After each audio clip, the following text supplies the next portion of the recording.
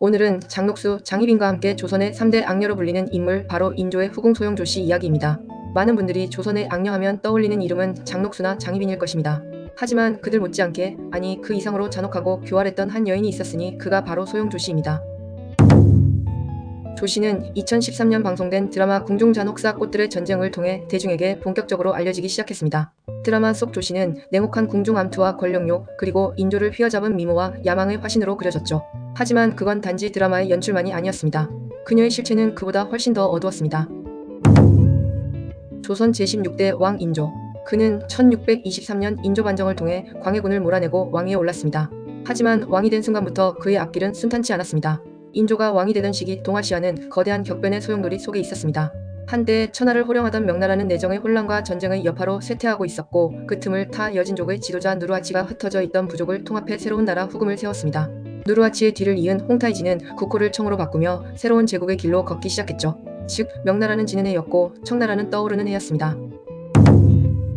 이 격변의 시대의 광해군은 실리 외교 즉 중립 외교를 펼쳤습니다. 명과 후금청 사이에서 조선을 지키기 위한 균형 외교였죠. 하지만 인조는 달랐습니다. 광해군을 몰아낸 서인 세력과 함께 친명배금 즉 명나라에 붙고 후금을 배척하는 정책을 강하게 추진했습니다. 결국 이 선택이 조선을 두 차례의 참혹한 전쟁 정묘호란과 병자호란으로 이끌게 됩니다. 병자호란 당시 남한산성으로 피해 47일간 항전하던 인조는 결국 항복을 하고 삼전도로 끌려나와 청태종 앞에서 305고도를 향하는 지옥을 겪었습니다. 그 지옥의 기억은 인조의 영혼에 깊은 상처를 남겼습니다. 청나라로부터 겪은 지옥에다 왕비는 병으로 세상을 떠났고 허전함 속에서 인조는 조씨를 후궁으로 들였습니다. 인조는 교태가 넘치는 조씨에게 푹 빠졌습니다. 인조의 총애를 한몸에 받게 된 조씨는 다른 후궁들을 끊임없이 모함했고 자기 눈밖에 난 사람들을 가만두지 않았습니다. 조씨는 효명공주를 낳았고 효명공주는 인조의 사랑을 듬뿍 받았습니다.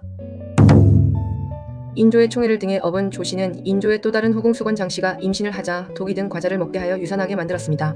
조씨의 악행이 계속되는 가운데 왕비가 없는 상태에서 조씨가 아들을 낳을 것을 걱정하던 조정 대신들은 인조에게 새 왕비를 맞을 것을 권했습니다. 1638년 새 왕비 장렬왕후가 들어왔습니다. 이때 인조는 44살, 장렬왕후는 15세 소녀였습니다. 조씨는 인조에게 중전이 중풍이 들었으니 가까이 하지 않는 것이 좋겠습니다. 라고 인조를 속여 장렬왕후는 경덕궁에 격리되었습니다.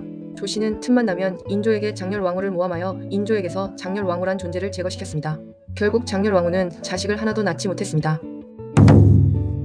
그 무렵 인조의 몸에는 푸른 땀이 흐르고 종기가 번지기 시작했습니다. 조씨는 인조에게 속삭입니다. 전하, 장렬왕후와 세자빈이 전하를 저주하고 있습니다. 무당이 불려와 궁을 샅샅이 뒤졌고 수십 곳에서 저주물이 발견되었다는 보고가 이어졌습니다. 물론 모두 조씨의 자작극이었습니다. 고문 끝에 무고한 궁녀들이 거짓 자백을 했고 장렬왕후와 세자빈 강씨는 의심의 눈초리를 받았습니다. 이 사건 이후 인조와 조씨는 창덕궁으로 거처를 옮겼고 아이러니하게 인조의 병은 거짓말처럼 병세도 좋아졌고 조씨는 아들을 낳습니다. 그 아들이 바로 숭성군. 조씨의 권세는 하늘을 찔렀습니다. 1645년 병자호란 후 청나라의 볼모로 잡혀있던 소현세자와 세자빈 강씨가 환국했습니다. 인조와 소현세자는 물과 기름이었습니다. 인조는 청나라에 대한 복수심에 불타 있었고 소현세자는 청의 선진 문물을 받아들여야 한다고 주장했습니다. 인조는 청나라가 자신을 끌어내리고 청과 소통이 잘 되는 소현세자를 왕위에 앉힐까봐 늘 노심초사였습니다. 그래서 소현세자를 경계하고 수시로 질책했습니다. 조씨 또한 틈만 나면 소현세자와 세자빈 강씨를 헐뜯고 모함하였습니다. 그런데 소현세자는 귀국 2달 만에 의문의 죽음을 맞습니다. 공식적인 병명은 학질로 발표되었지만 당시 소현세자를 치료하던 의관 이영익은 조씨와 잘 아는 사이였습니다. 소현세자의 시신에는 독살의 흔적이 뚜렷한데도 불구하고 별다른 조사 없이 서둘러 장례가 치러졌습니다. 세자가 죽었음에도 세자를 치료하던 이영익은 어떤 처벌도 받지 않았습니다. 당시 소현세자의 장남 석철은 10세였습니다. 통상 10살이면 충분히 세자 책봉을 받을 수 있는 나이인데 인조는 석철이 어리다는 핑계를 대 자신의 차남인 복림대군을 왕세자로 지목했습니다. 복림대군과 신하들은 이는 옳지 않다며 소현세자의 장남을 세자로 책봉할 것을 간청했지만 받아들여지지 않았습니다. 인조는 아플 때마다 세자빈 강빈이 자신을 저주했기 때문이라고 했습니다. 조씨 또한 인조에게 세자빈 강씨를 향한 모함을 계속했습니다.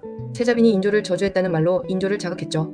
전복구이에 독이 발견되자 강씨는 다시 혐의를 받았고 궁녀들이 고문 끝에 허위 자백을 하면서 강씨는 사약형을 받았습니다. 강씨의 오빠들은 고문으로 사망했고 소현세자의 세 아들은 제주도로 유배되어 차례로 생을 마감했습니다. 모두가 조씨의 음모에서 비롯된 비극이었습니다.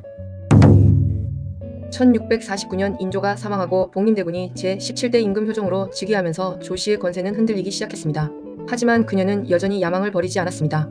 조씨는 딸 효명공주와 함께 무녀를 불러 효종과 장렬왕후를 저주하는 굿을 벌였고 그 행위가 발각되면서 영로 사건으로 이어졌습니다. 1651년 효종은 조씨에게 자결명을 내렸습니다. 조 씨는 사사되었지만 효종은 아버지 인조의 총애를 고려해 그녀의 작고를 패하지 않고 종일품 귀인 이해우로 장례를 치렀습니다. 소용 조 씨는 사랑과 권력을 위해 모든 도덕과 인간성을 버린 여인이었습니다. 한때 인조의 총애를 독차지하며 궁중의 여왕처럼 군림했지만 그 끝은 결국 자신이 만든 저주의 덫 속에서 쓰러진 비극이었습니다.